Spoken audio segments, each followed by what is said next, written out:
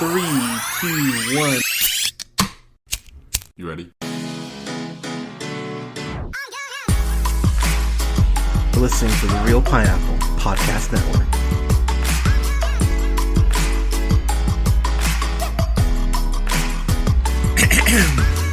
Good evening, everybody. Thank you so much for listening. This is the Real Pineapple, and this is your humble host, Hunter, here. But I am nothing without a co-pilot in some cases, and I needed a co-pilot on this. What I'm talking about today, I've got Scott here. Scott, how you doing, sir? A good afternoon to you, sir. Glad to be on this one. This is gonna be a fun one. Yeah. So I've had people ask, Mama Hunters, even been like, so, honey, when are you reviewing Justice League? And I'm like, Everyone's like checking in on you. Dude, honestly, yeah, man, because I have not said shit about this. Only my roommate and my partner really know how I feel about this, but everything else I've kept the cards very close to the chest. But I'm gonna take a giant sip of my Dutch Bros here. I mean, we are not sponsored by Dutch Bros yet, but damn it, Yeah, will you delicious. get on that for us, please? I would love to be sponsored. I'd love to be. I'm drinking a Snickerdoodle Blast right now. To be oddly specific, I'm just gonna.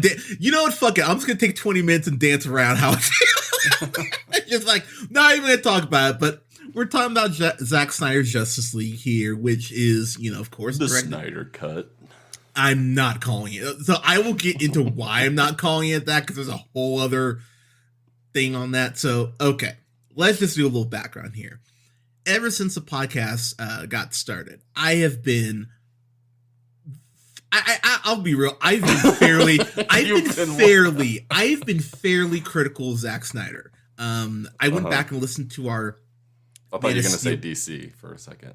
No, because like I said, I'll get to that. But okay, one at a time. Exactly. I've been critical of Zack Snyder. I went back and listened to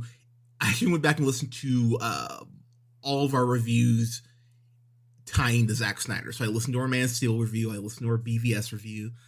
Listened to the original Justice League cut that we got. Listened to that review, and I'll be the first to admit. Some people will say I've been too harsh on Zack Snyder, which is fine. You can be wrong. But but the thing about Zack Snyder has been, say what you will about the guy, he has a very unique visual style. And I think it's most apparent in something like Man of Steel, where you get a lot of like flying sequences and stuff like that. And I think I stand by what I say about Man of Steel. It's a very good to great first half. And I think the back half just crumbles in a way that's sadly impressive to me, and how it just doesn't know how to stick the landing. The less said about Batman vs Superman, the better. That movie still sucks. I just watched the Ultimate Edition, which I had seen before, which is the longer cut. Which can I just ask DC fans, why the fuck is there an extra cut for every other movie? It seems like I have people go, well, you saw the theatrical version of BVS. You need to watch the Ultimate Cut. Why should I have to watch an extended cut for this shit to work? Anyways, but DC's had some great hits, man. Shazam, I came on and raved about that with my friend Alyssa. I own Shazam. The last review you were on prior to WandaVision, which I haven't posted yet. I'm gonna make y'all wait a little bit for that, but the last review that we did together was Joker. And while I wasn't over the moon about Joker, I still gave it a B+, which I think is actually very fair for that movie. I own Joker too. And I own the original cut of Justice League, and I own Wonder Woman. I actually thought Justice League was a good film. Now, I'm going to be very clear. I rarely do retractions on my reviews. I was way too kind on Justice League. I'm just going to be real. I gave it a Were B. You? I was, man, because you both were kind of like, really, man? I gave it a B. A B is way too generous for the first version of Justice League. So that would probably be more of like a C or C+ if I had to change it. But it's okay. Hey, no one's judging you here. Oh, I mean, no, I feel like we're bringing up Zack Snyder. I feel like it sounds like you've softened on him a little bit, if I can be blunt. I feel like there's been a hardness towards him for a while. So the reason I would say especially after Batman v Superman, I think maybe first Justice League might have turned the corner for you, but up until that point, yeah, it seemed like there was some disdain there. So the reason why there's disdain, and I'm, I always say, Sucker Punch, and then you didn't like Watchmen either. I don't like Watchmen. Yeah. But it's not even. Watchmen is frustrating because Jackie Earle Haley is so great in that. Patrick Wilson is in it. I almost said Patrick Warburton. That's not right. That would have been. I mean, no, I liked it. I liked it. But yeah. My biggest issue with Watchmen, I'd give Watchmen probably a C+. My biggest issue with Watchmen is fucking Malin Ackerman, because she's just an anchor around that fucking movie, and so much of the emotional crux lands on her Silk Spectre too, and she is just not a good enough actress to carry the weight of the material. Like, that's really my biggest issue with the movie, and I think it all crumbles because of her and how important she is. So that's why I don't like it. But there's a lot of good to great shit in Watchmen. So with all that said, this whole Snyder Cut movement started pretty much after the first film came out, maybe like 3 days afterwards. People were like, oh my God, this isn't what Snyder wanted. This isn't fair. This sucks. He's getting screwed. Brr, brr, brr, brr, brr, all that crap. And that is really where my disdain kind of went into overdrive, because it has been 3 years of people pissing, whining, moaning, bitching about how this guy didn't get a chance to finish, quote unquote, his vision when he had 2 other chances to make the shit work and he couldn't do it. Now, I'm going to make a weird comparison, but stick with me here. I like Bushwhacked. It is not a good movie. I fully acknowledge that Bushwhacked is not a good film. But at the end of the day, it doesn't really matter what I think about the movie, because the royal we does not like that fucking movie. If you're a Snyder fan, you can like his shit. I'm a huge fan of his Dawn of the Dead remake. I like I love the Legend of the Guardians, or as I call it, the Owl movie. Love that. love that movie. But if you're one of those people who's like, I love Snyder's comic book stuff, it doesn't really matter if you like it, because the royal we has not been a fan of his stuff, which is why it's so all over the place when it comes to box office and critical scores and all that. But I have always said, I will always keep it real on this podcast, whether I like the director or not. I always famously use the example of our Spy review, because, I thought, oh, Melissa McCarthy is going to be a bunch of, I'm fat and I fall downstairs, haha, and go figure, that movie ended up being fucking awesome. This movie, boy. I think I know where this is going. This movie is okay. It's okay. I thought you were gonna say this was Zack Snyder's Spy. No. Like, that's not. So sorry, y'all. If you're expecting me to go, oh man, this is great. No. That is not. I was ready for that fire, honey. Nope. Fuck that. Not happening. But here's the thing. It is not the train wreck that a lot of people are saying it is, but it's by no means the masterpiece that a lot of his fans are like, oh my God, like, I'm seeing best comic book film ever from people. I'm like, please, like, this is not, come on. Like I don't know if people are even taking this one as seriously too, almost. Like, they are. Well, that small slice of the vocal people are, definitely. Yeah. But I feel like, I didn't. Like, I knew it was going to be 4 I knew it was going to be 4 hours, and I knew I didn't love the first one. So I'm like, okay, well, bar is already kind of low. But yeah, it was okay.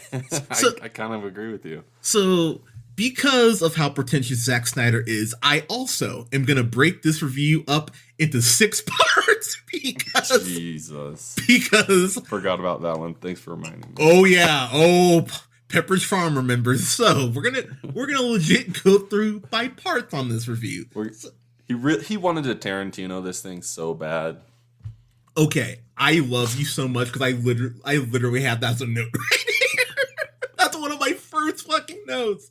Is I think he wants to be Tarantino, but we will get there. So, part 1. How did we get here? / the Snyder Cut movement. So, as I mentioned, original version of this movie comes out. People go, "Oh my god, this is fucking atrocious." And I had people tell me this was BVS level bad, the original cut of Justice League. So I went into that shit, like very concerned, like, oh Christ, is this going to be BVS bad? It's not BVS bad. Like, are there some issues with it? My god, there are issues with it because it's tonally all over the fucking place because it's a Frankenstein fucking movie, and they brought in Joss Whedon to finish it. He's having a couple bad days right now, but they brought in Joss Whedon to fit. Not saying he's guilty, by the way, just so I don't get sued, but what he allegedly did, not great. But they bring in Joss Whedon, who of course did First Avengers, Age of Ultron as well, to finish it. And the Snyder purists were like, "Oh, this is too hokey, this is jokey," and da-da-da. And I gotta be real, man. Obviously, Snyder was dealing with the tragic loss of his daughter Autumn, the suicide, which is why he stepped away from the film and why they brought in Whedon to finish it. Now, here's where I'm gonna be very controversial again. Because there is some controversy around some of the, like, how things took place, right? Of how much control Whedon had prior to Snyder leaving and them changing producers and things like that. So here's where I'll say Snyder got screwed is way too strong. Like where his needs were not met is what I'll say, and I'll say it in this sense. He was told, I guess he had like a 5-film deal, basically, to go ahead and, encompass his vision. Starting with Man of Steel. Exactly. So it started with Man of Steel in 2013. But, Man of Steel comes out, mixed reviews, does pretty well. I think it did like 600 million, something to that effect. And then, and I still remember watching this live, we got the BVS Dawn of Justice announcement. And you can go back and check what I said about Comic-Con on my social media at the time. I went, does anyone else think it's way too fucking early for a Batman vs Superman film? And and that's kind of where it started, because I had people going, "Man, you're just being a hater. Give Zack Snyder a chance. He's more intelligent than you." Brr, brr, brr. Like, I was getting that shit. And then BVS comes out, and what happened? Way too early to do a Batman Superman film. And it came out, it was a maligned film, greatly underperformed. Ben Affleck's Batman, which ironically enough is for me the best part of that movie. Him and Jeremy Irons work really well together, but it was a critically panned film. Warner Brothers, of course, goes, "Oh fuck, you've like Batman vs Superman didn't do well. What chance does the Justice League film have?" And so he was on a real short leash because they had already promised him that. Exactly. So then we get what happened with his daughter. He ends up having to step away, and we thought, this was it. Then the whole Snyder Cut movement starts, and people, it was hashtag Snyder Cut. So here's my issue with the Snyder Cut. The Snyder Cut does not exist. So everyone going, "Oh, this is the Snyder Cut." It's not. Right. It's not at all. And that in particular is incredibly irritating to me, because when I hear Snyder Cut, the way that you think of it is, oh yeah, there was a cut that, that DC had in a vault that they're like, "Oh, we can just put this out right now." And no, that's not not how things work. Yeah. So there's a couple critics I follow, like John Campy, I'll mention as one. And he was talking about how the Snyder Cut doesn't exist. And so when this eventually got approved, people were like, "Oh yeah, fuck you, John Campy. See, we told you Snyder Cut existed." Because if the Snyder Cut existed, they would have released it like a week later. but we still had to wait months for them to finish the shit because, again, Snyder Cut doesn't exist. So it happened before it happened. They had to make it because that happened. Exactly. It was a product of people trying to get it going again, and Snyder being like, okay, see this, people want it, and then all the actors from the movie came out. A lot of the main people came out saying that they wanted it released too. So it kind of fed into this whole thing. And like you said, they essentially felt like they were justified at that point. Exactly. So that was something I just went, oh my God, I don't like this. And the thing I have to bring up, man, and I know people are not going to like what I'm about to say, but again, I don't really care. There was so much of this cut tied to suicide prevention. There was so much of this tied to his daughter. And so if you were in any way criticizing the movement, a lot of fans were like, oh, you're criticizing his daughter. Which is completely, which I'll be real to all of you. As a critic, I find that so completely fucking unfair that I can't criticize this film without people going like, oh, you're criticizing Zack Snyder. You must love suicide then, which, what the fuck, really? But that's how a lot of critics are being targeted online. And I'm going to say this, man. I really do believe, fair or not, because of what happened with his daughter, I understand he's working through grief. And to that extent, I obviously have sympathy. Obviously I've lost people in my life to suicide. I can't even imagine what it's like to lose a daughter. I'm genuinely sympathetic to that. What I am not sympathetic to is the fact that he has brought her name up so much during this press. To an extent, I feel like some critics who are criticizing this can't get away from that being tied to the movement. And to an extent, man, I really think he's been exploitive of her, to be completely real, because there's a quote that he has here, because my biggest axe to grind with the Snyder fandom has always been how toxic it is. Like, and I'll be real, man, I think I figured out what it is. And I kind of had this realization when I was kind of getting ready for this. I think the big issue with this is that so much of modern fandom is about making the things that you love part of your personality. So I think that people take it personally. Exactly. So I think any subtle knock or any perceived slight is a genuine insult to people. So if, and let's be clear, critics haven't been, in love with Snyder.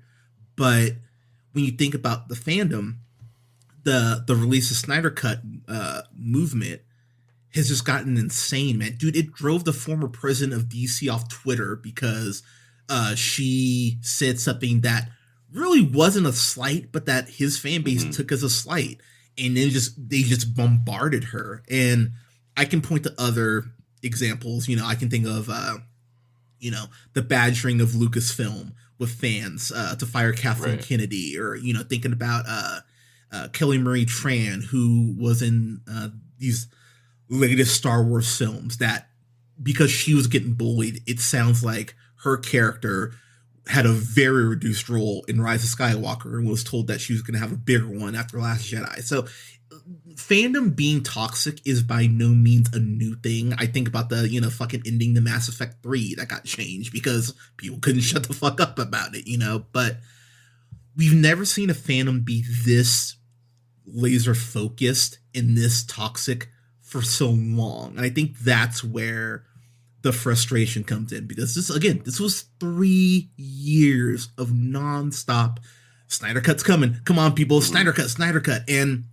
the other thing and then kind of peppered in towards the end of like teasers and all kinds of like movement from actual sources and things like that to kind of egg people on. And that's the other thing that I have to bring up. Like, Snyder by no means is guiltless in this, because whenever the fandom would kind of die down a little bit, Snyder would go on Twitter, on Vero, which I'll be real, man. I know one person who uses Vero. Snyder is Snyder. I didn't know what that was when I read it. Right, Snyder was literally on Vero to keep talking about the Snyder Cut. Like he basically cornered one social media platform to just talk about this fucking cut, which, in a weird way, is kind of brilliant, but at the same time, this is on you too, dude. Like, you kept doing that shit. But what's crazy about this, though, and this is an actual quote. That's why I'm going here.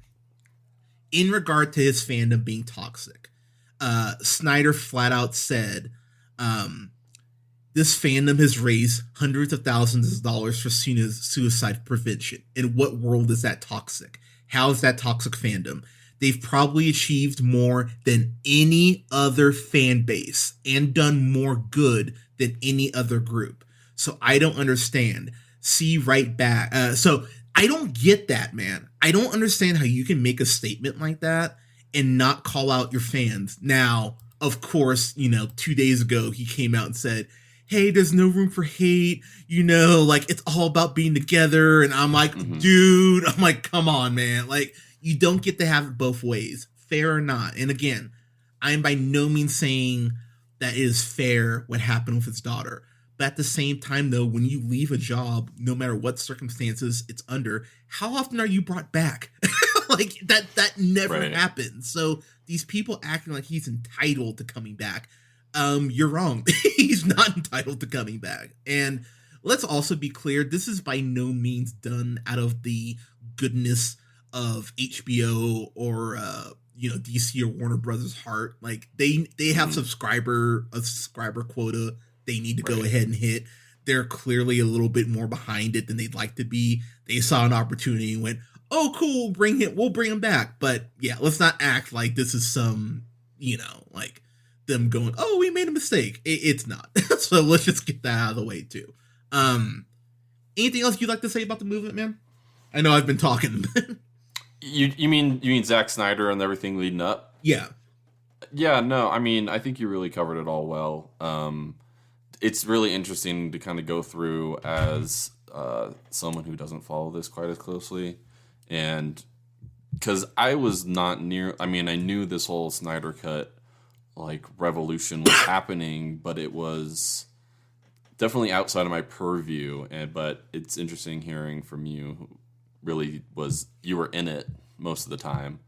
But yeah, I mean, if you want to, like, get into the actual film here, I think. Whoa! Wait! I have to set this up, Scott. Yeah. So we have to move on to part 2. Okay.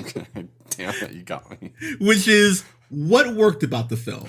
So let's talk about what worked, man.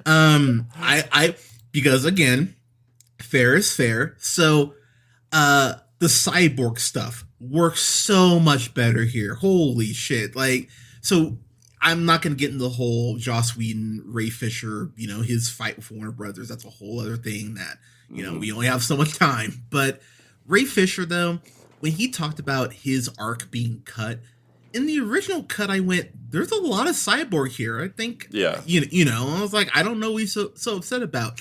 After watching this, fair enough, brother. Like, like, I'll be real. I was like, all right, man, fair enough. I get why you're upset, because there's a lot. That's.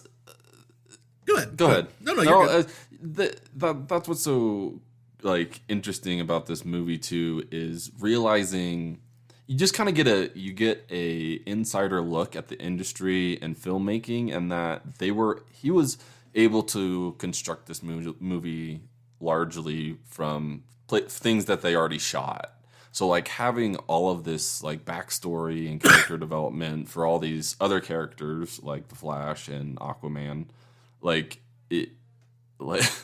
it's like crazy that there's so much film and how much they have to cut it down to. Well, obviously they made some choices about what to do and where to go with it, but that initially I was like, this is pretty crazy that you can rearrange and kind of piece a movie back together again, the same movie, throw in a reshoot or two. But I thought that was, like, initially really interesting about the film. Yeah, but there are some great, and Ray Fisher, man. Like, I know apparently him and DC, they're sounds like they're just fucking done after this. But I'll be real, man. If they can find a way to somehow salvage, this whole partnership, give him a Cyborg movie, man. Like he's more than kind of earned it at this point.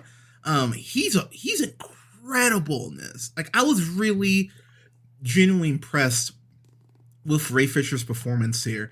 As far as other stuff I liked, Affleck, I really have enjoyed since BVS. Even though BVS is incredibly dumb, and oh my god, is it dumb, his gray in his beard and his hair looks way better here than it did in the last version of Justice League. Like, whoever did his hair and makeup really should be shot out of a cannon. Like, I was like, how the fuck does this look so much better here? It's really jarring, if I'm being honest. But it is, yeah. Maybe he was like on a different workout regimen or something. Yeah, I don't know, man. But it looks fantastic here. In the first scene where he is basically trying to go ahead and pursue all these people to form the Justice League, where he goes ahead and meets Arthur Curry's Aquaman, played by Jason, I can't act but I have real good hair, Momoa. Is it so weird that he like sounds like he's from California?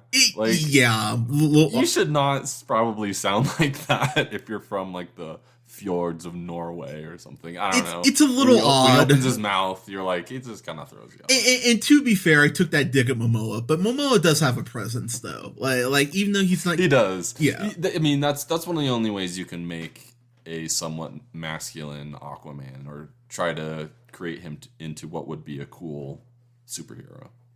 Yeah, like that was something I was like, okay. And that scene where Bruce is talking to everyone at that, what would you call it, sea shanty, I guess, but that whole scene where he goes, the King Tide, he comes in on the King Tide. Oh, that's right, that's what it's called. But that whole sequence of, hey, there's a guy who comes here when the tide is high and helps his village out. I really need to talk to this dude. And I do love the Arthur Curry going, oh, I'm gonna speak in Icelandic, like he won't be able to understand that. And Bruce goes, motherfucker, I'm Batman. I guess to go ahead and speak in this shit.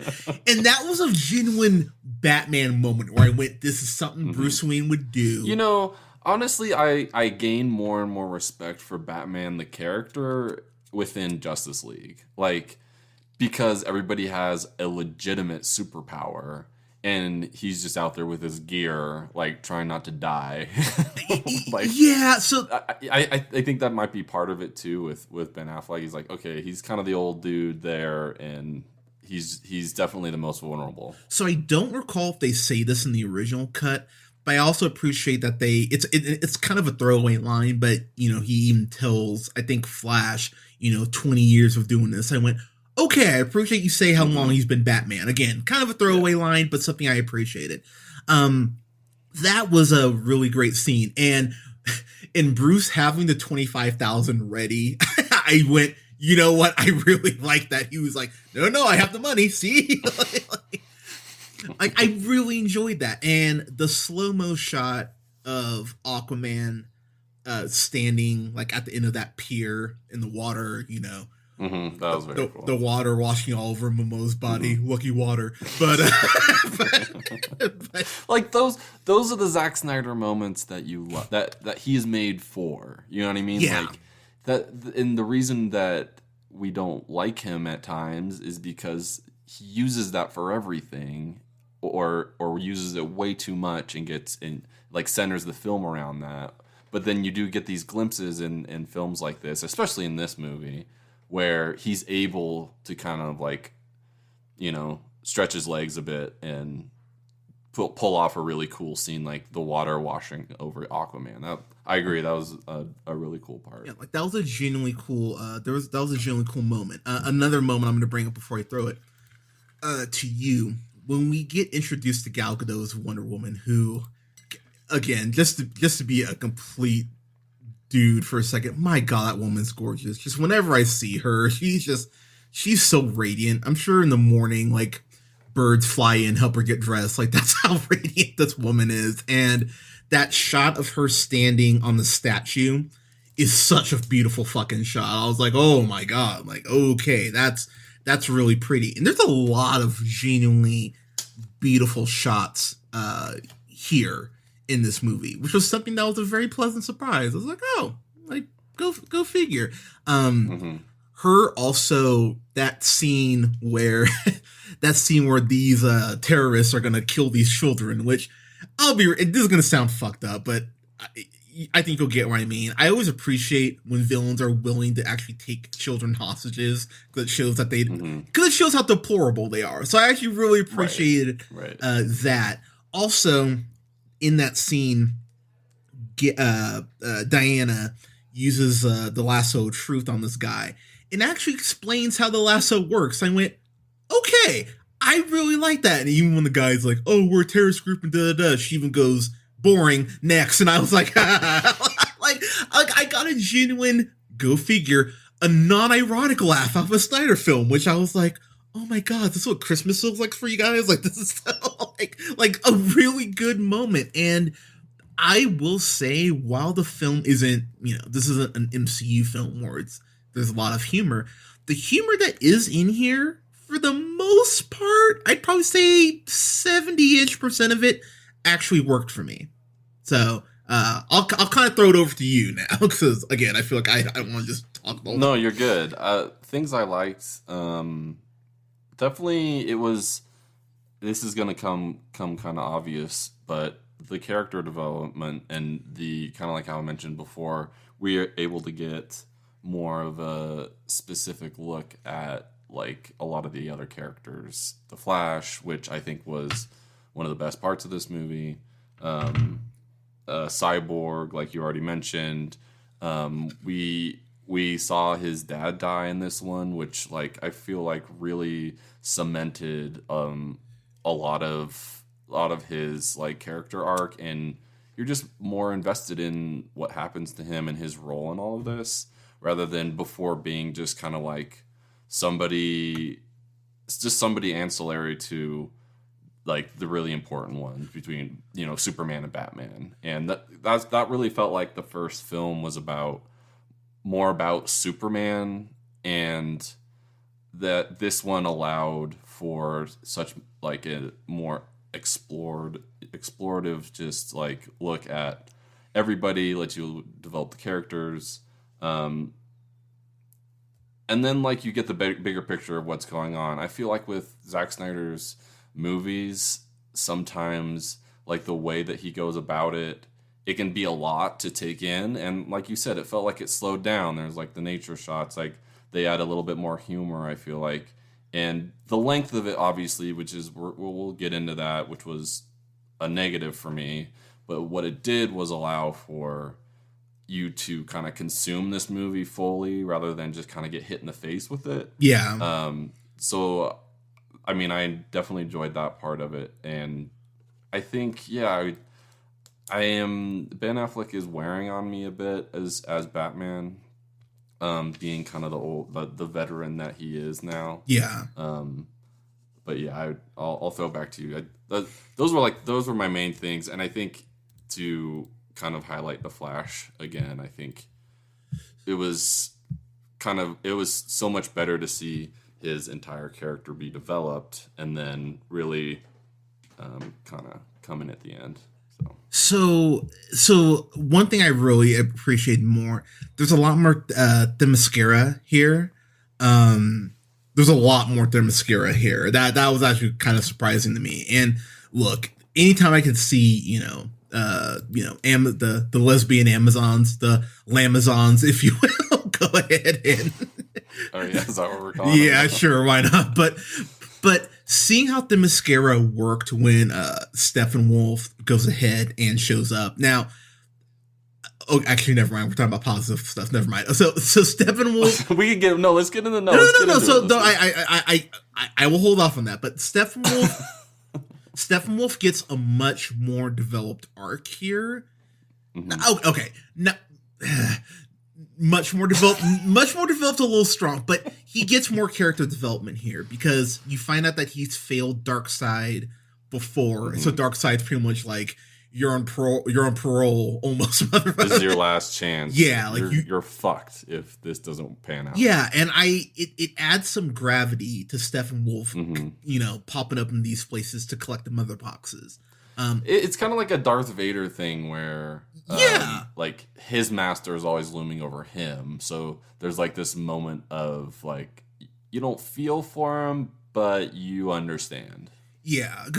Yeah, because I didn't feel like, oh, poor Steppenwolf. I'm like, well, no, right. I was never like, fuck no, but his attack, especially like the mascara, is so incredibly well done. You see Connie Britton back, and you get to see a little bit of Robin Wright, back in the role and back in her role as well. But there is this scene where the mother box starts shaking. And I really like the effect on the mother box, by the way. Like, it's a very subtle kind of almost like a sonar sort of thing. Like a stone, some sort of like rhinestone. Something like that. I can't quite put my finger almost like on you connect 6 of them in a gauntlet or something. Yeah, you'd have to get like a lot of them and then put them together. And by the way, DC fans, yes, I know Darkseid came forward first, but this is what happens when you don't beat your competition to a film. But it doesn't matter now, right? I mean, yeah, John Carter came before Star Wars. Which one do people remember? but I love. There's this shot, and I'm blanking. I'm paraphrasing the line a little bit, but Steppenwolf and the parademons that he has, they run on fear, and so there's that line of one of the Amazons yelling out, "Show me your fear," and they go, "We have no fear." And I went, "That's a badass fucking line." Like again, while Snyder's dialogue definitely goes back and forth at points from "Oh, that's good" to "Oh, that's shit," I love that line. And I gotta say that, sorry to interrupt, but this reminded me that I did enjoy the Amazonian part of this, and I feel like they don't get enough credit in playing their role. It's not like this overhyped like, oh, woman power thing shoved in your face. It's just like a very barbaric, well thought out, and I feel like, especially because Gal Gadot, who's I think one of the best actors on this ensemble. Yeah, agreed. But I just really like that aspect of this. Kind of the same way I like the Wakanda aspect of the Marvel universe. Yeah, and I think that's a very apt comparison. But the way that they fight, it leads to this great scene of trying to keep the mother box away from Steppenwolf, and it's pretty badass. Like, as far like they use multiple tracking shots, so you're getting like a over shoulder, like a third person view, and they do a really good job with some of that action. I'm gonna call it Ezra Miller's Flash. There's definitely some stuff with the Flash I really liked, but also was not as big of a fan of. The scene of him and Bruce Wayne still meeting, that's pretty much unaffected or unchanged. You get a little more, which is good. That's a great scene. It is, and I'm happy how that was actually portrayed. You get, I don't know about you, but and I'm probably giving Snyder way too much credit on this, but did the Flash come across as like autistic to you a little bit? Because to me he did. No, not really. So the way my brain is justifying it, I feel like because he's so fast by nature, like he's almost thinking faster. He's slow in real life. I think he might be thinking too fast to articulate. That's kind of the best way I can put it. No, I didn't pick that up, though. I think there were parts where, like, I mean, when he was running really, really, really, really fast, he kind of came off like that. But I think that was just the strain of him doing that. That's the only thing that I can remember of him acting that way. But I think it was maybe he appeared that way because of the seriousness of everybody around him. Okay, fair enough. But I think that I really liked his input on this movie. I really also enjoyed the way they explained the parademons and mother boxes this time. They actually went into that, because in the first movie they kind of went, these boxes exist. Well, are you gonna shut up? Like, they pretty much didn't address really how they worked at all. But I really appreciate the way they actually got into that a little bit. Also, these spider things that Steppenwolf uses to like pull information from people, I went, oh, yeah, that's fucking, I hate spiders fucking anyway, so I was like, oh god, that is just like eek. So, but there's some, and we'll get into other stuff that we enjoy, but for now I'll just say that was the stuff I really enjoyed. Now we of course have to go to part three. What didn't work? Okay, you already mentioned it. This movie's too fucking long. It is too fucking long. There's no goddamn reason it should be 4 hours, especially when we're not getting a sequel to this. So there's really no reason for shit to be 4 hours long. Number 2, the aspect ratio is such a dumb fucking idea. I don't care. Like, I don't care how artistic it is or how people like, this is his vision. His vision be damned. That was a dumb fucking decision. There's no reason for this to be 4. I actually watched this on my computer because I was watching this on my TV. It was irritating me so bad that I had to have this 55-inch TV and there's a giant box in the middle. It's like a kid. So I went, cool, I'll watch this on my PC. Fuck this. So I put it on my second monitor so I could take my notes. But my god, that was just, it's one of those decisions I just went, dude, come on. Like, why would you do this? That's like the most like do it just to do it. Just for the sake of being different. There's no reason for that. You're shooting a fucking action movie. Like, what are you trying to prove here? Yeah. That he's somehow, I mean, maybe it's that Tarantino thing he had to try to get indie with it. I don't know. Yeah. It didn't add anything. Yeah. It's a very why would you do this sort of moment that I went, all right, I really hate that you made that decision. Also, and I don't care. And I got into an argument with my friend about this. And Nathan, I love you, but you're fucking her on this. He was like, "You're really gonna ding it for that?" The credits are almost 10 minutes long. 10 minutes for fucking credits, and the movie starts out with slow mo. I was like, for fuck's sake! Like, it ends with it starts with Superman going, and he's getting stabbed by Doomsday, or Ninja Turtle Doomsday, as I call him. And, Superman, it's just, the credits basically show where the mother boxes are at certain parts, but Superman's voice, his scream carrying that far, which, I'll be real, is something that I like. I like that too, actually. Yeah, it was something I went, no one ever brings this up, but yeah, it would make sense that his voice would carry like that. But it's all done in slow motion, though. It's like, oh, we have to even show the sound barrier in slow motion. It's like, oh my god, like, please stop this. And that shit was maddening to me, man, because I'm like, you're starting off your movie, why are you trying to make me upset from jump? So almost 10 minutes for the credits. I just went, all right. And also, so the Themyscirans, they have the mother box, like, it comes out of the ground, it's like protected, right? In Atlantis, it is a shield on this platform. Like, no protection at all. Like, they showed earlier in the film when they initially broke up the 3 mother boxes, and the Atlanteans took one, and the Themyscirans took one, all that. They showed this octopus holding the box. So my thought was, oh, there's a giant octopus guarding this mother box. For Atlantis, that would make sense. But then when Steppenwolf invades Atlantis, the box is just sitting there. I'm like, nothing? Like, no security for this thing that's incredibly important? Apparently it's not.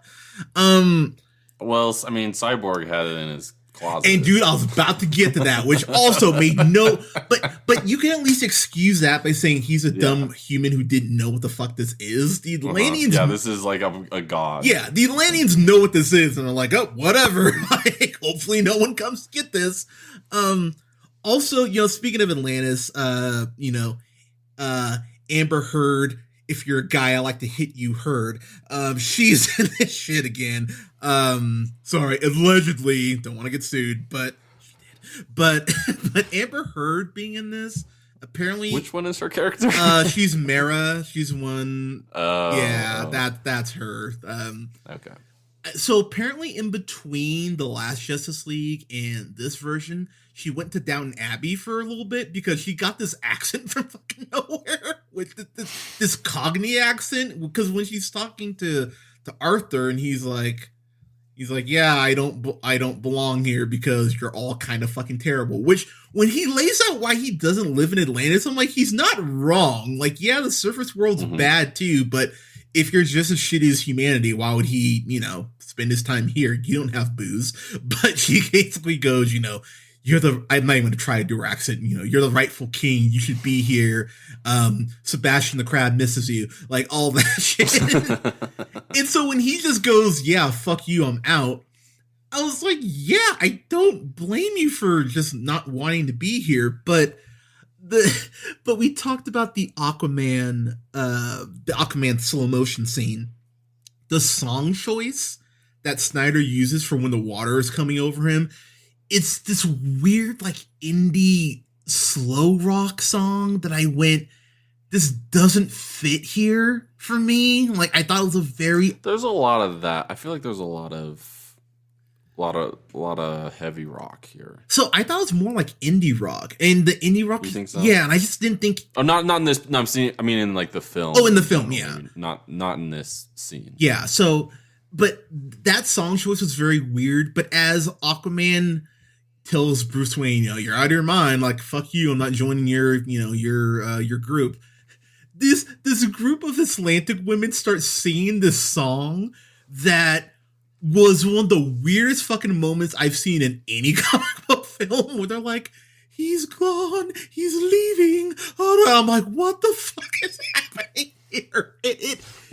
It was. I would disagree. I don't think it was weird. I think because like he's a god to them, then they're like really weird about him. She's like sniffing his sweater, dude, that was weird. I think they're boning. Like, I think they're together. I think that was the reason for that.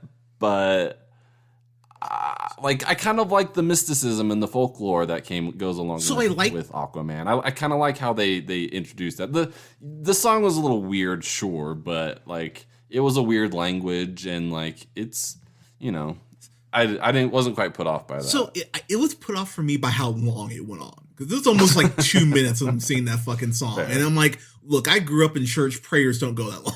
Like, you could have cut this off. Like, 30 seconds of it, I would have been like, all right, weird. Like, I kind of get why you did this, but whatever. 2 minutes, sorry. No.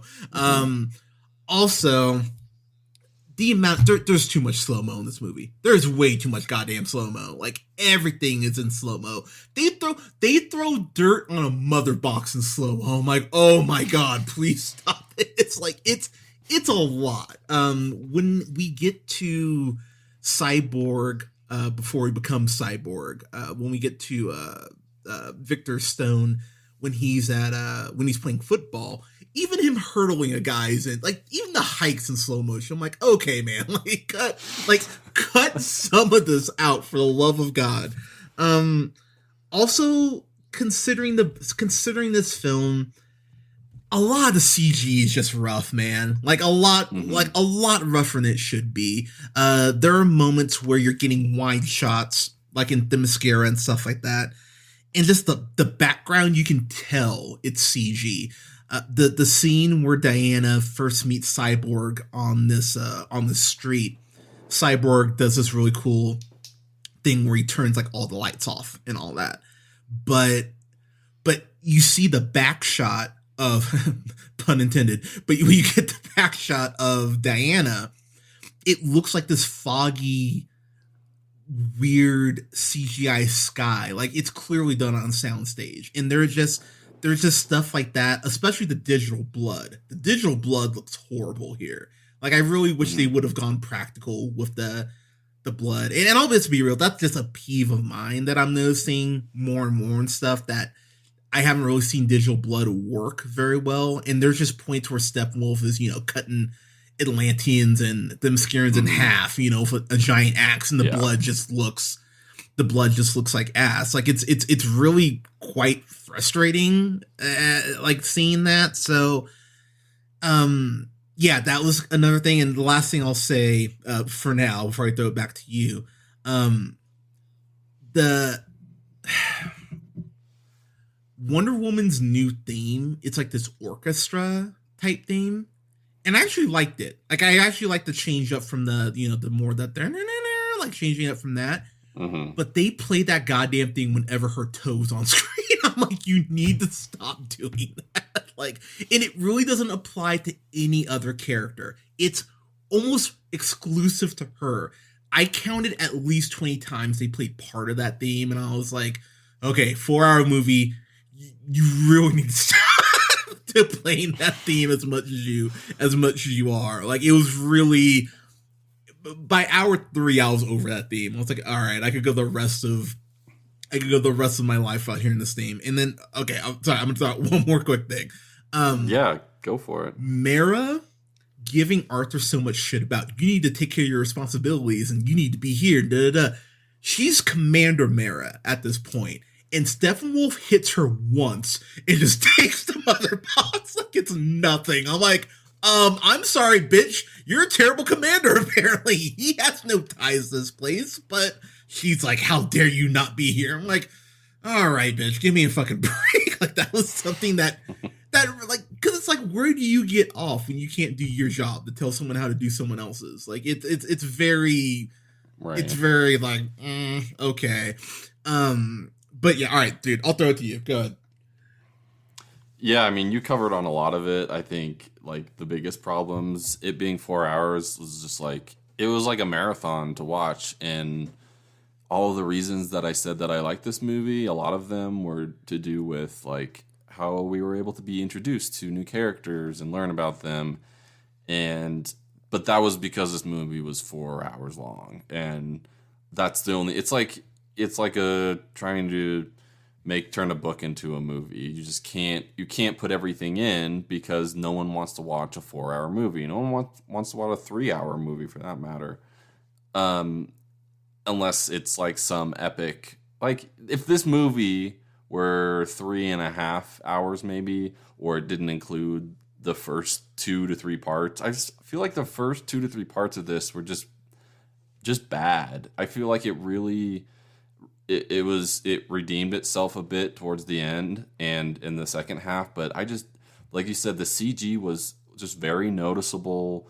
I think it was the 4:3 ratio aspect was just, it was too noticeable, and I feel like it didn't accomplish anything. I don't know if he was trying to, like, yeah, because I watched it on our TV, and it would just like took up only half of the entire screen.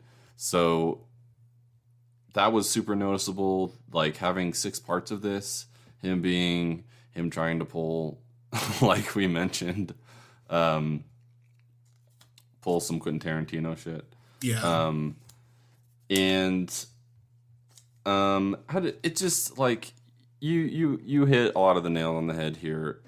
I don't know. I had a problem with it. The things that I had a problem with in the first movie were still relevant in this movie, and he just made it a little bit better on top of it. I don't feel like he like transformed this thing into like it, like, oh my gosh, I can't imagine these crazy fans would have seen this one and been like, oh, bravo, like this is what. Oh, you have not really been on Twitter.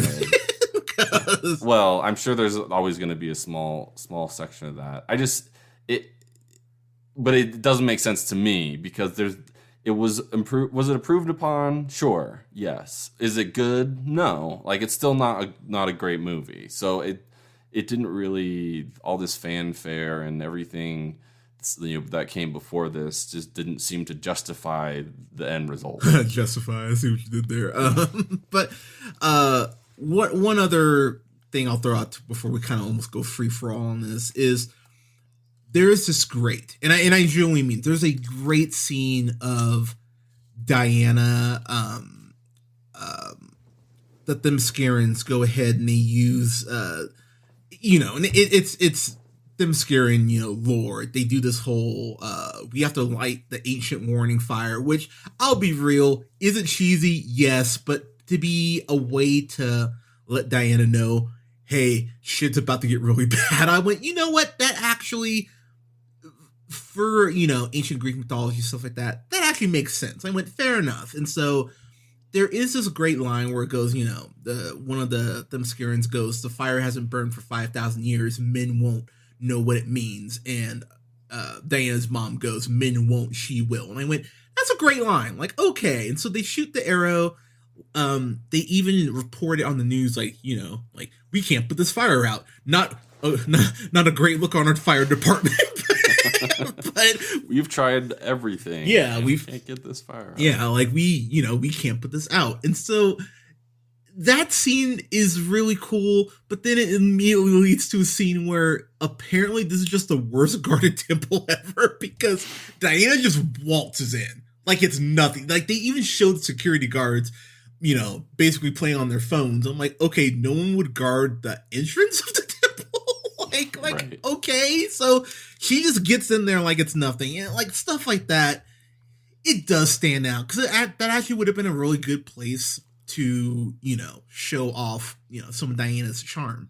And I have to call this out to you because you brought up the Flash.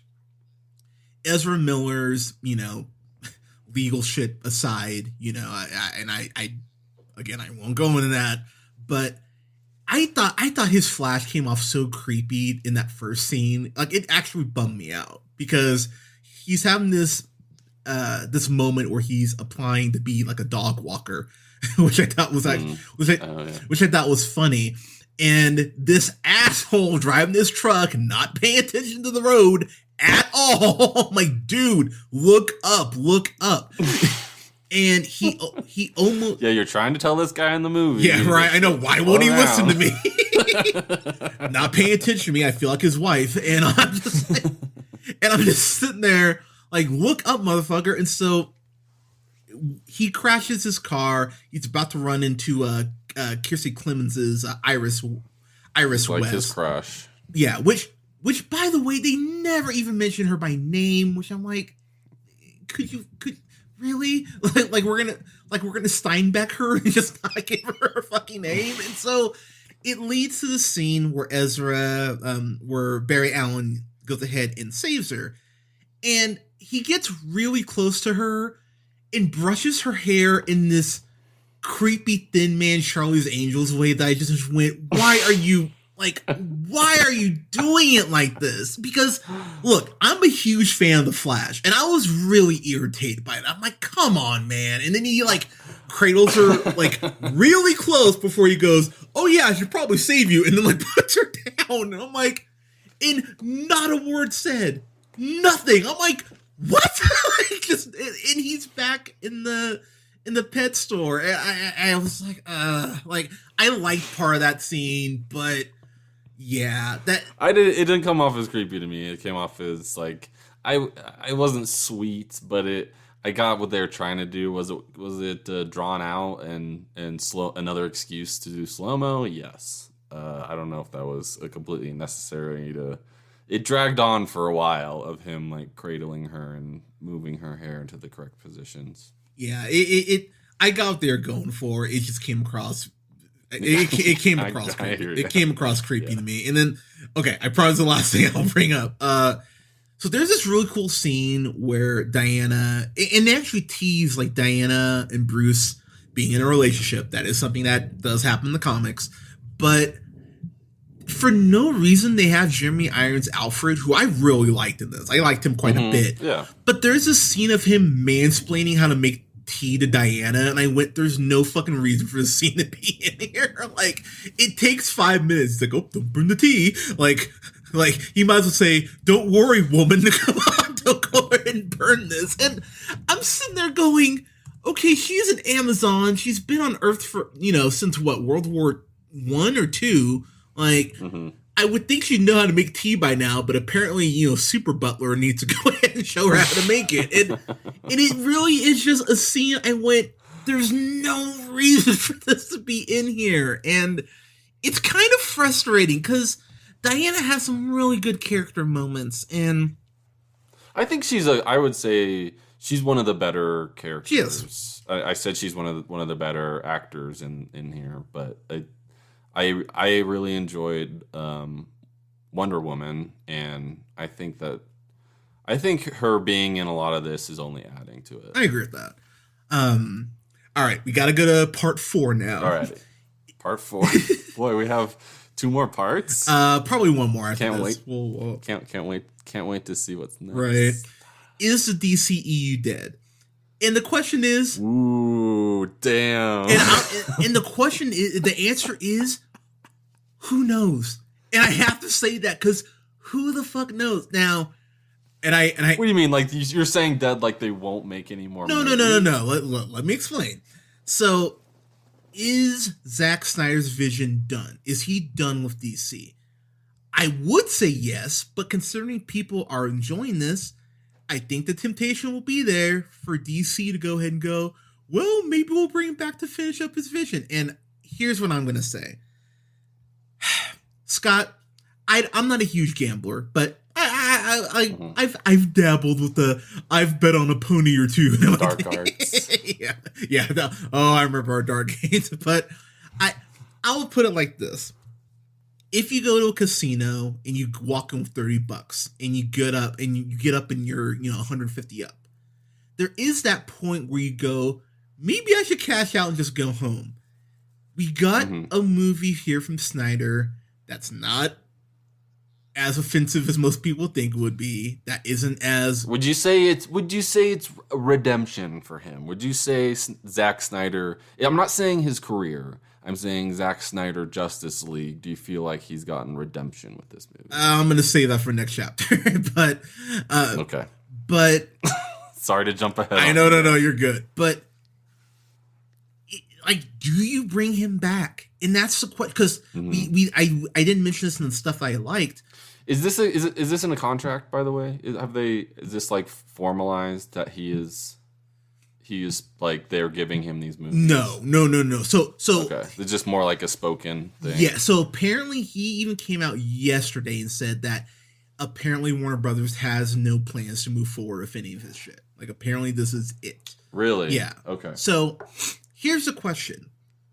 They have, Shazam, Wrath of the Gods coming out. We have The Suicide Squad coming out in, was that a couple months? May, I think?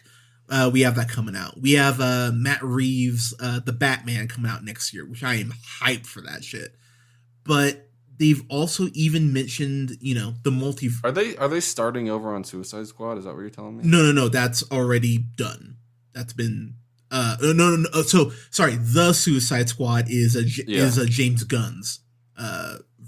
Okay, so it's a different universe. Yeah. So we're getting. So they are starting. DC is saying we're going to do a start over on. So this is where it gets complicated. So okay. Sorry, I don't want to. Sorry, I don't want to distract. No. You're good. So I don't know where we're at with that. So here's the thing. DC's established a multiverse through their TV stuff, and while their TV stuff doesn't always hit for me, there's been some really good stuff on the TV side. Stargirl, right. Doom Patrol, Black Lightning, to name a few. You've kind of established that you're going to do a multiverse anyway. So if you're going to bring Snyder back, you could technically use the excuse of multiverse. Shut up. I mean, you could, technically. But the thing is, man, I want to see these characters in multiple film arcs.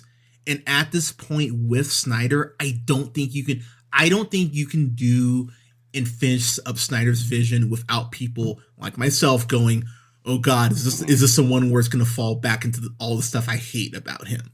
because that's always a danger with Snyder, man. Like, look, I know some people would go like, well, I want to see more Darkseid. And let me be clear, most of the stuff with Darkseid, I really enjoyed. I could never get a scale for Darkseid because of the bullshit aspect ratio thing, which was kind of an issue I had. But would I like to see more Darkseid? Yeah, I really would. But again, is it worth the risk of bringing back Snyder, considering his very spotty track record? I personally don't think so. Even the stuff that I got. I mean, do they even have this foresight to do something like this? Like, I feel like so far they don't have a whole. I feel like they haven't given us a lot of reason to be confident in them to make the right decisions, right? And honestly, man, at the end of the day, that is the biggest issue. That I do not believe the people at Warner Brothers know, or this might be too. Because we always compare it to Marvel, right? Yeah, like we do. And Marvel is just like laying it down compared to what DC is doing. Like the way that, WandaVision is coming out, and they've got another series that's starting right now. They've got, they released their schedule of all their movies. Like everything is planned. Yes. Everything is in place. There's foresight. There's none of that to me is apparently going on in DC as far as their films and this universe. Like it just, I don't know. You have to like change it from the top. I don't know where you go. I mean, they're obviously going to keep trying. And like you said, there are some DC things that have come out that we've enjoyed. And I think that a lot of these characters that we've seen, I would love to see more of, but I don't know if they're going to end up making those right decisions. And that, honestly, at the end of the day, is probably my biggest sticking point is you guys have these characters that, you can go on my Facebook or fucking go on my Twitter. My profile picture right now is me holding Green Lantern ring. So all you who are going to go like, you don't know DC, shut the fuck up, okay? Because it's not true. But it is frustrating because I don't know if they have the people in the prominent positions to be caring for this brand in the way that they should. I have made pitches here about what I would do with Superman, what I do with Green Lantern. And I've actually had people go, oh man, that sounds like a really good idea. I'm like, yeah, because again, I do read fucking DC. I kind of have somewhat of an idea of what I'm talking about. But yeah, somebody hired Josh, okay? Dude, hire me. Like, it's funny. Yeah. I've said on other podcasts, I've been on a couple other friends' podcasts recently, and I've talked about the fact that if I were offered a DC or a Marvel job right now, I'd take a DC job because I'd be like, look, y'all need to kind of get this shit together. Give me 2 Green Lantern movies. Give me 2 flat. I don't know if I believe you. I don't know if you would say yes to DC. Honestly, man, I would at this point. Like now, if I got offered both, then I mean Marvel, obviously. But yeah, okay, I'm not silly. Right. But yeah, you wouldn't turn down DC. But no, I wouldn't turn down DC. Like we need to get you in the idea room. Right? We get you deep in the brainstorm.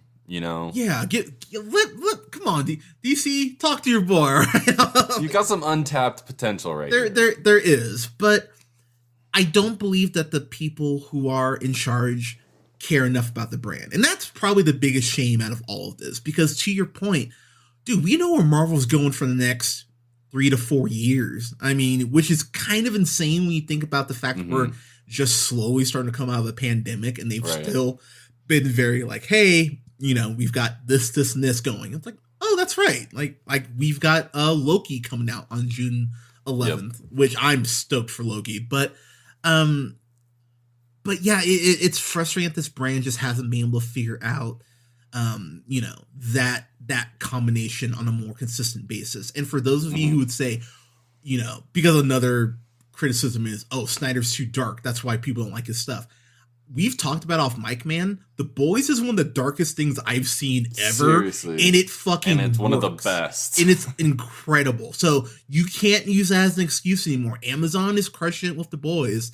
And this is just not clicked in the way that general audiences want, which sucks. Because when Zack Snyder hears, or DC hears, like, hey, we're going to be going to be dark, they take it literally. Like, and they're like, okay, this shot is going to be the darkest shot.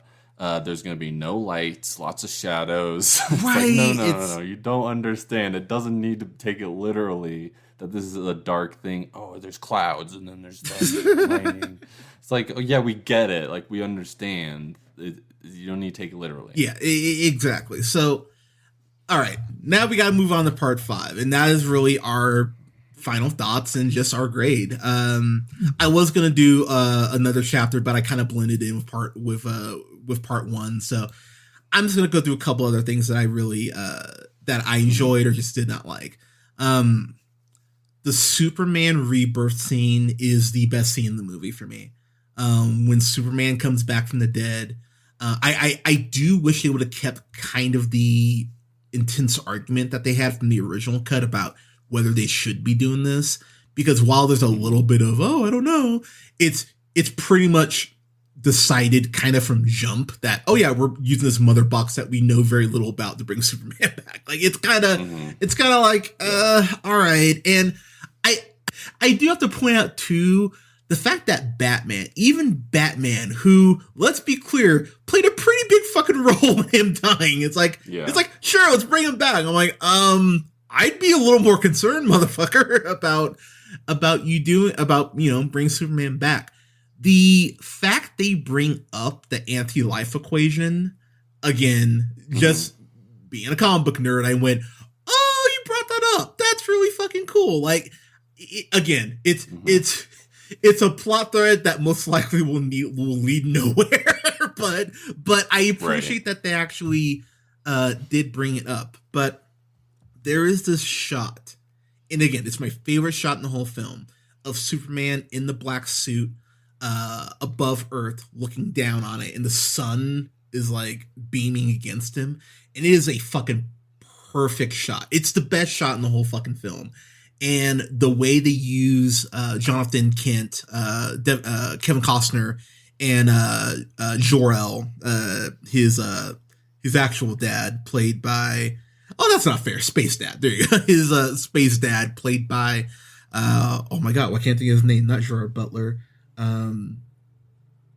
Russell Crowe. There we go. Good lord.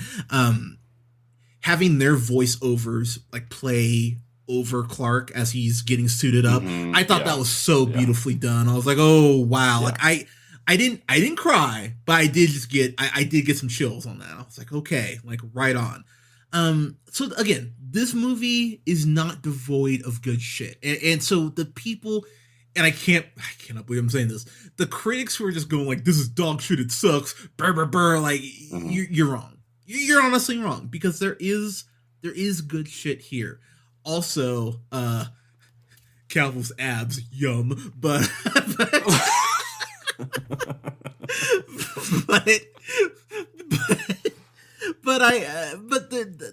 the death scene too of Silas Stone, I thought was really, the way he gets killed by a mother box is fucking brutal, and I mean that in the best way.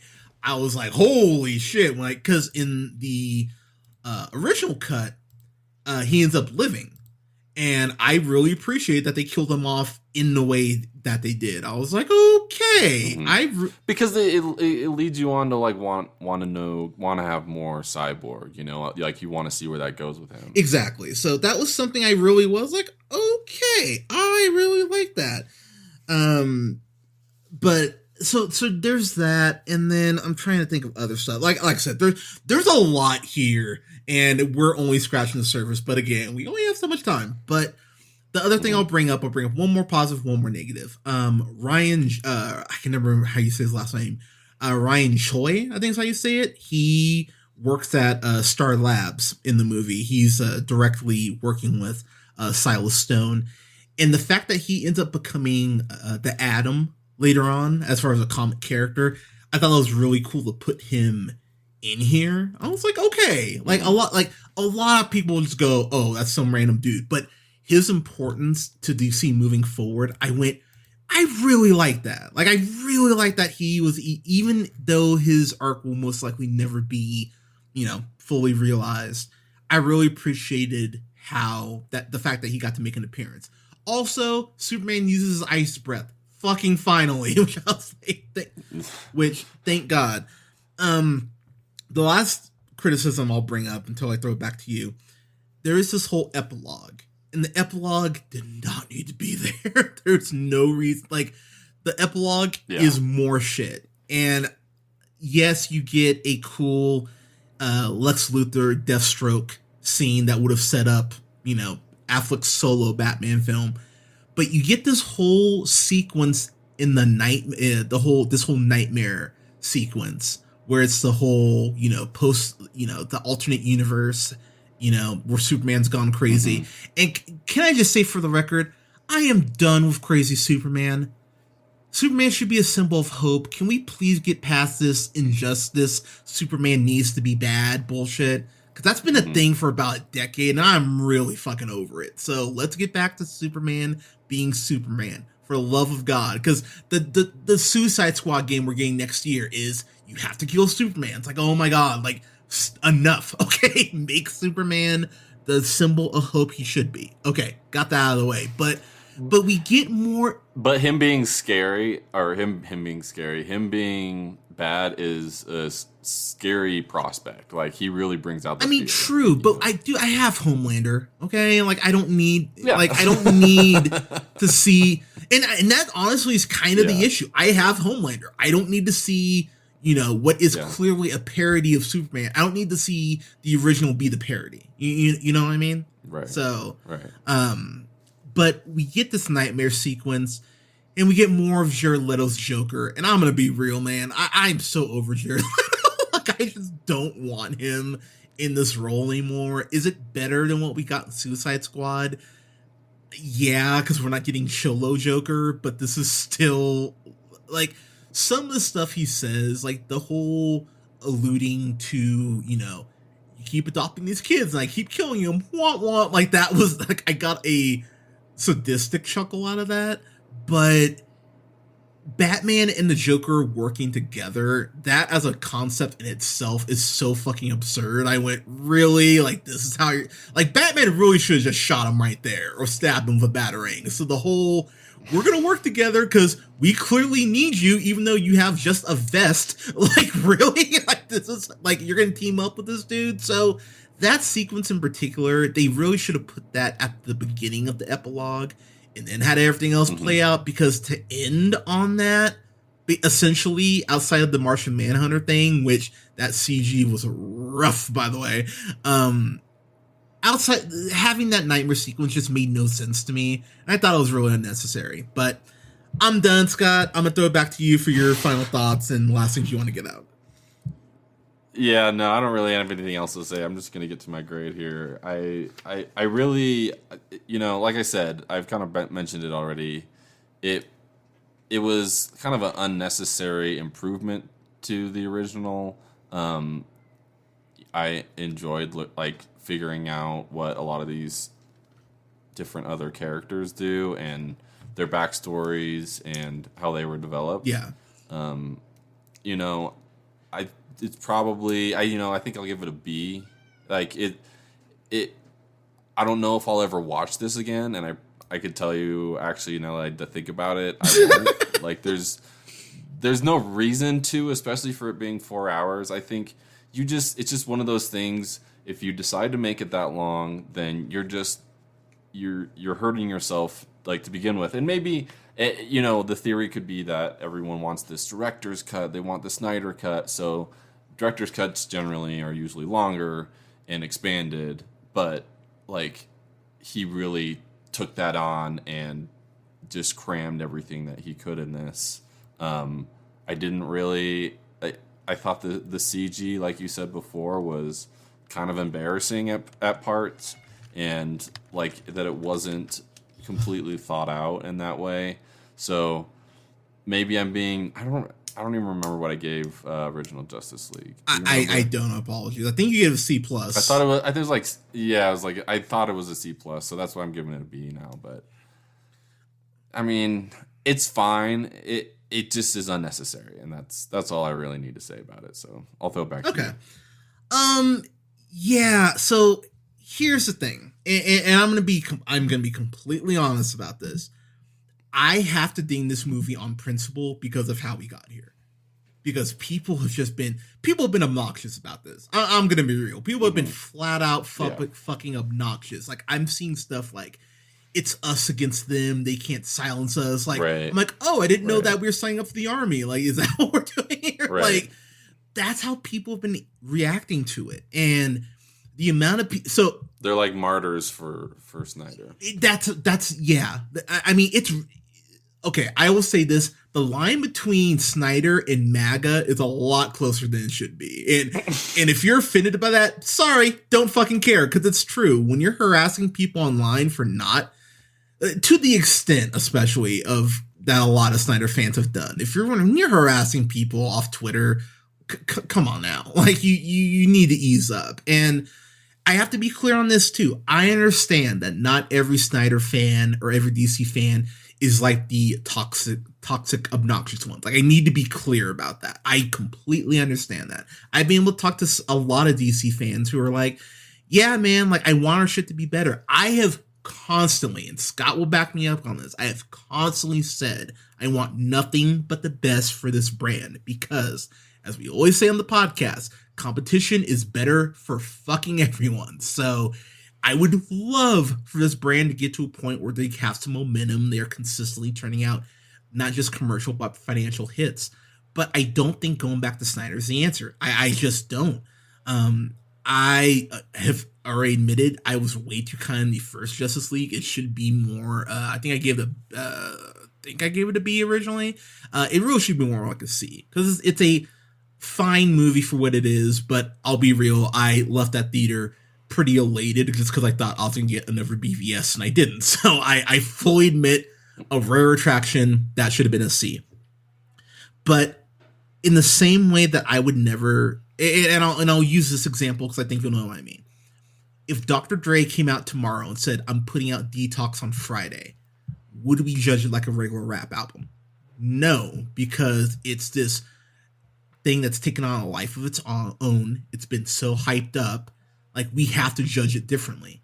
Same thing here. Because of the amount of people who have, again, cried, bitched, pissed, and moaned, versus the fact this is over 3 years after the original cut that we got, I can't judge this like a regular film, nor should I. So when people go, oh man, was this worth all of this? If this is an exception as far as how this happened, how we got here, some people will say yeah. But I will say, if this becomes the norm and fans feel this level of entitlement to just bitch and moan and complain in order, no matter how long it takes to get results, then the implications, I think, what that means for just film and pop culture in general, people will point to this as the beginning of that decline, and rightfully so. I pray this does not become the norm, because it damn well shouldn't. Critique exists for a reason, and you kind of take that away if you just complain until you get whatever the fuck you want. So for me, and I know some people are like, you're gonna give it a go fuck yourself. No. Like, I was never at a go fuck yourself. Like, I've been thinking about this film since Thursday when I watched it. And if I give the original a C, sorry, because I'm doing the math, man. I thought you said you gave it a B. Yeah, no, not. Or were you talking about? Oh man, was that? No. So I gave the original Justice League a B, but I'm even saying that was too generous. It should have been a C. Oh, okay. So you're curving it. You're curving the grade. Okay. I'm gonna give this a C plus. I think that's fair, because I'm balancing kind of what I enjoyed versus what I wrote. Because, like I said, man, we didn't even get into everything. There's some stuff I went, this is just maddeningly dumb. but again, the Bruce Aquaman scene, I fucking love. I really, it was nice to see Wonder Woman be closer to Wonder Woman than what we got in Wonder Woman 84, because I'll be real, I hated Wonder Woman 84 way more than I hated it's like, I think Wonder Woman 84 fucking sucks. This at least has some stuff I went, oh, okay, right on. That is one thing I will bring up about Wonder Woman that I went, all right, that's a little troubling. So when that whole terrorist scene is happening, she flat out kills this dude. like just kills him in front of this group of children. I went, are we gonna touch on that now? It's not. No, I like that. Okay, that. so I didn't because first off, no body, which I was kind of like, all right. So yeah, I guess I like the way that they weren't afraid to do it. That they were trying to. It's an R-rated movie, so it's like if you're gonna do that, let's not protect the kids on this one. You know what I mean? Fair enough, but then my point would be, she fights Maxwell Lord in Wonder Woman 84, and he's literally changing humanity, and she goes, "Okay, you learned your lessons." Like, wait, what? it's fair. But it is hilarious how she crosses her arms and just blows the side of this building out. And I went, "Holy shit!" But that's how they eventually she would beat fucking Horns. Steppenwolf. Steppenwolf. Yeah, but can I say too on that front? Because I know some women are like, she got the final death blow. Yeah, can I point out Superman and Superman does 90% of the work. It's like, it's the equivalent of like in pro wrestling when they have a heavy and they beat the guy down and go, "All right, you can get the pin." I was like, "Oh, give me like that." Actually bothered me because it didn't feel like like when she cuts the head off. I was like, "All right, like fine, I guess." But like I said, man, teamwork. I know. What can I know. But like I said, man, if you were, so what's your grade? Shut up. My grade's a C+. If you're one of those people who genuinely just wanted to see this and you weren't malicious about it, I genuinely hope that you find something like here, because there is stuff to like here. So I really do hope that you enjoyed the experience. But if you're one of those people who were bullying and being a prick online and just like, "Oh, you don't like, you must be a Marvel mark," I hope you find no enjoyment in this, because you don't deserve enjoyment from this because you're an absolute asshole. But like I said, man, this wasn't worth the 3 years of complaining for me. And I do dig it for that. So, regardless, glad it's over. I'm sure, dude. I'll be real, man. It's sad. DC's probably gonna have to come out and be like, "No more Snyder," because I think people are gonna still be like, we did this once, we can do it again. So, but are they going to be calling for him to come back now? Like, is that restore? They like exile him, and then there's a new movement to him to get back. Restore the Snyderverse is already trending on Twitter. All right. So I'll be real, man. DC needs to come out and go, "Guys, he's not coming back." Like, they kind of need to put a statement out like that, because fans will, like I said, and honestly, man, not surprising given, that this shit clearly worked once. So yeah, it's dumb, but unfortunate that is a thing. But like I said, it's out here now. You can watch it. I don't know how this is improving the HBO Max numbers. That hasn't come out yet, so that will be interesting to see. In another just give me a fucking break sort of thing, apparently there's another cut of this shit coming out. It's the black and white cut. I'm not even kidding, man. Who gives a shit? And I'll be real, man. Like, enough's enough, man. Like, so it's called, because it's pretentious as shit, man. It's called Justice League Justice is Gray. It's what it's called. Like, come on, yo. We're done. Okay, just no more. You got your cut. Let's move on. But yeah, I'm done talking about this. You got anything else you want to throw in, man? No, I think we covered it. All right. So, Zack Snyder's Justice League. I even hesitate to ask this. What did you think of it? But I'm sure I'll hear about it, man. Because, but you can follow us on Facebook at The Real Pineapple. Don't forget to like our gaming page, Real Pineapple Games, on Facebook as well. I'm going to be popping on Twitch here probably next month. I'm going to figure out what I'm going to play, but I'm going to get in the old Twitch. And you're going to want to see that. Yeah, that'll be... Hunter is an entertainer. I try to be, man, I try. But Scott, where can they find you on Twitter, sir? Newman the First. And you can find me on Twitter at jhunterreel. That's REEL, pineapple. As well, you can listen to us wherever you listen to podcasts. Spotify, Amazon Music, TuneUp, iHeartRadio, Spotify, Podbean, SoundCloud, to name a few places, at The Real Pineapple. Thank you so much for listening. We'll have reviews up this week for WandaVision. I'm excited to get that up for you, all of you. My best of 2020, my top 10 films of last year, is up now, so you can listen to that now. And I will also have a review here. We'll have a review for the first episode of Falcon and Winter Soldier. It's only 6 episodes, so that'll be a fun season review once that's done. But everyone, thank you so much for listening. Take care of each other. We're almost through COVID. Thank fucking God. Wear a mask. Take care of each other, and we'll talk to you soon. Peace.